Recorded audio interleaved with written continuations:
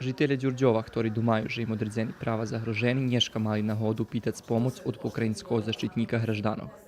Na tim prijemu bilo slova o rižnih pravnih problemov, ktorý postoja u Valalje, a s prisutnima bešedovala zamenjica pokrajinskog ombudsmana Eva Vukašinović. Prihvarki pošli do невигодної економської ситуації, звичайно, су в'язані за комунальну область або роботні одношення. У найновшим періоді велі прihvarki ще одноша на поступки комасації і на фактичні експропріації, дзенєві плацене на дополнjenje.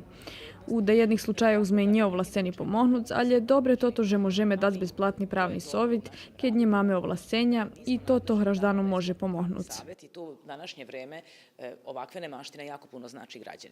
Hoć od zaštitnika graždanov pomoc može pitati každý, kto duma, že mu s pravnim aktom abo robotu organov upravi zagrožene dejake pravo, na shodze u Đurđovi je bilo veljo prisutnih. Međutim, po slovu Evi Vukašinović, vinješeni veli problemi.